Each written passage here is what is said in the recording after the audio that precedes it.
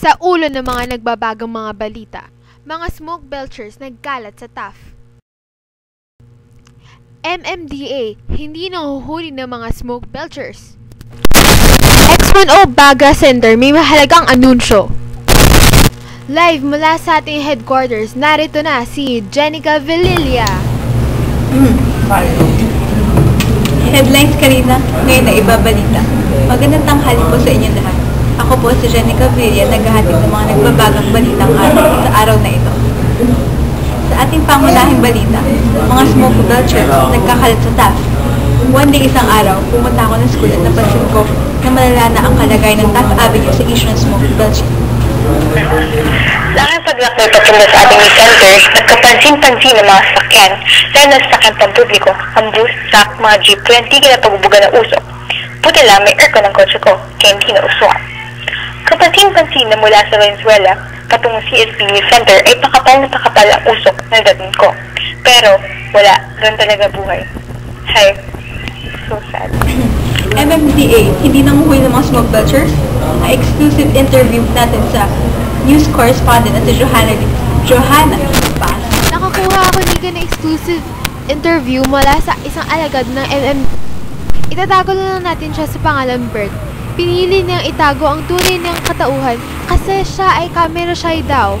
Ngunit mahahanap lang naman natin siya sa minabito ng Yellow Pop. At ngayon, ang ulit ko.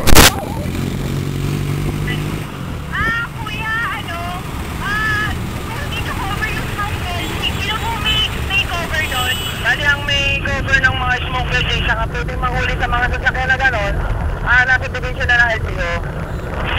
Magkano po yung fine? May idea po ba kayo? Siguro, idea ko nasa 1,000 gano'n. O, bababa pa siguro.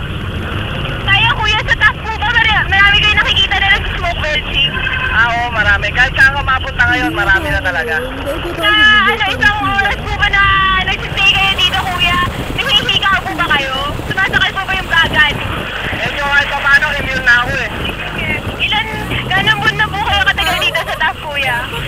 Bali, ngayon, magwa-1 month pa lang ako na-destino rito. Dati kasi sa Kalaw kami, saka sa may Ayala San Marcelino. Marami po ba na sa smoke belching doon? Maraming talaga hindi na maiwasan sa mga sasakyan. Susunod! Mula sa X1O Baga Center, makapapanayam natin ang lung scientist natin na si Cheryl Antal. Ay, balita na pala! Ay, magandang hapon sa inyo lahat. So, yun. Sorry, kinakabahan ako. Again. Magandang hapon sa inyo lahat. At sa'yo na rin, Mika. Hi po din pumati muna. Hi sa papa ko, mama ko, at sa shopee ko na rin si Will. Hi, Miss Bernardo. Uy, nasa TV na ako, nasikat na ako. Ano sa'yo mo?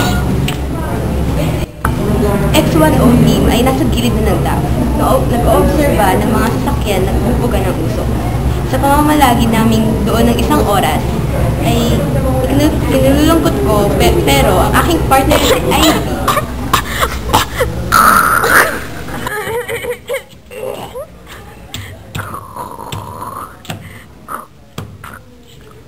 tulukuyan po. Ivy, okay ka lang? Ay, ka ba? Ivy!